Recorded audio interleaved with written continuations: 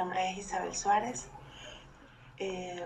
Bueno, lo que vamos a hacer ahora es un video breve de lo que vimos en el transcurso del ramo de metodología cualitativa.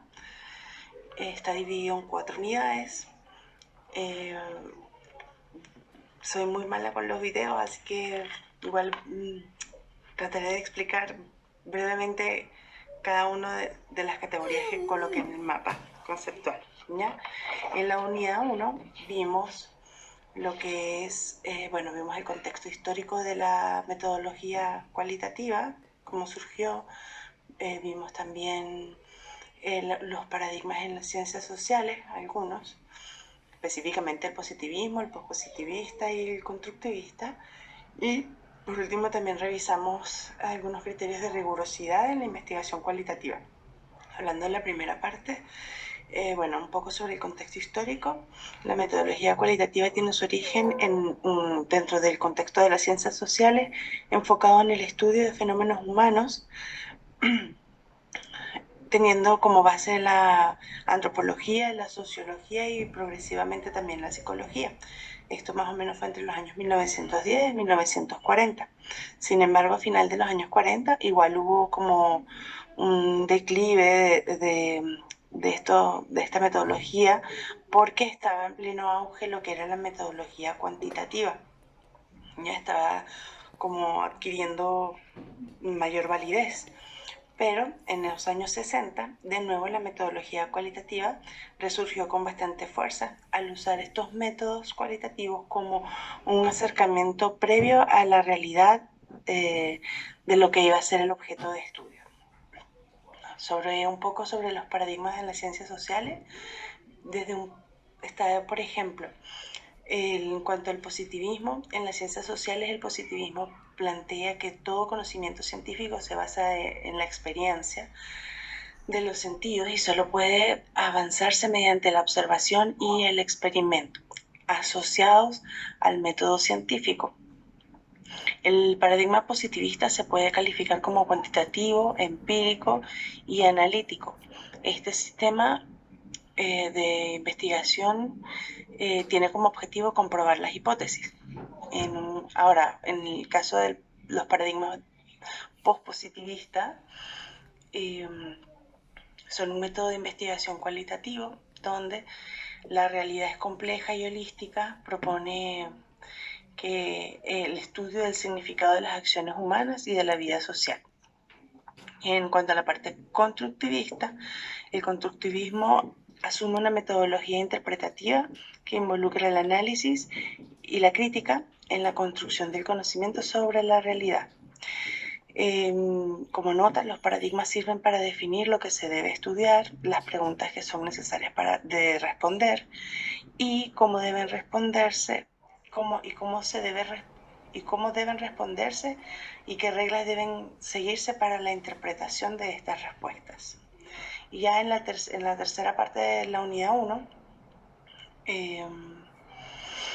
hablamos sobre los criterios de rigurosidad de la investigación cualitativa, donde se vio que no está como definido ciertamente cuáles son los criterios que se pueden utilizar para juzgar una investigación cualitativa, pero sí vimos algunos, específicamente de Krauss en el año 95, que proponía, por ejemplo, criterios como la densidad, la profundidad, la transparencia y la contextualidad, como criterios que se podían utilizar para evaluar la rigurosidad de la investigación. Luego pasamos a la unidad 2, que dentro de esa unidad 2 vimos lo que era lo relativo a la formulación de un problema de investigación, iniciando con lo que es el problema de investigación. Luego también revisamos lo que era definir el tipo de investigación, que si era exploratorio, descriptivo o explicativo. Posterior a esto se define lo que es el objetivo general, luego los objetivos específicos con sus respectivas preguntas directrices. Una vez hecho esto, entonces se debe definir el tipo de rol que va a tener el investigador, si es activo, si es pasivo, si es activo o pasivo. De esto se pasa entonces a lo que es la recolección de datos, luego a su interpretación y a las conclusiones, que las mismas deben estar siempre relacionadas directamente con los objetivos planteados al comienzo. También otro punto que tocamos en la segunda unidad es sobre el diseño flexible en cuanto a la investigación cualitativa. Vimos específicamente el modelo circular de Flick del 2012, donde el proceso de investigación, como al ser un diseño flexible, tiene una estructura subyacente que lidera el funcionamiento del estudio, donde los elementos de investigación interactúan en un equilibrio móvil, ¿ya? Y por último, en esta unidad también se revisó el rol de las preguntas directrices en una investigación, estableciendo que estas preguntas van a guiar la investigación en función de los objetivos específicos planteados.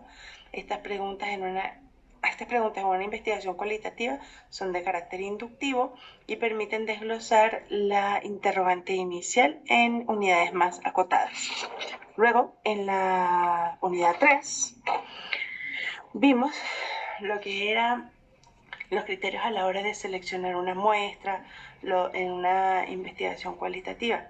Se hizo énfasis en el muestreo teórico, cuyos orígenes se encuentran en la teoría fundamentada. Primero hay que establecer la unidad con la cual se va a trabajar en la investigación. Luego se realiza el proceso de recolección de datos. Igual hay que considerar que siendo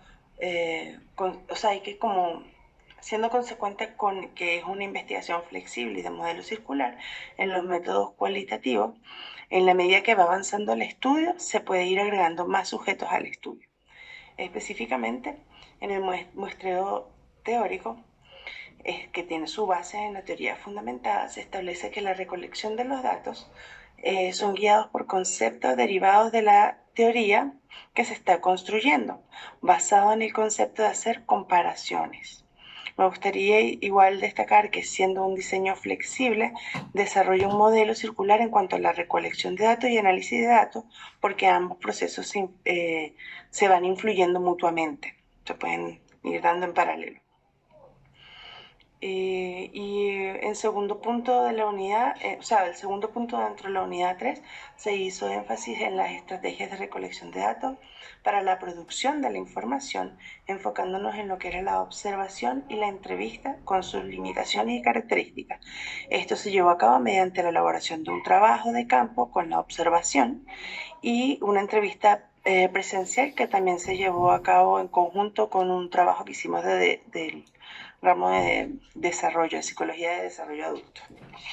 Y ya en la cuarta unidad, finalmente aprendimos sobre los procesos que se llevan a cabo para la codificación de la información recolectada.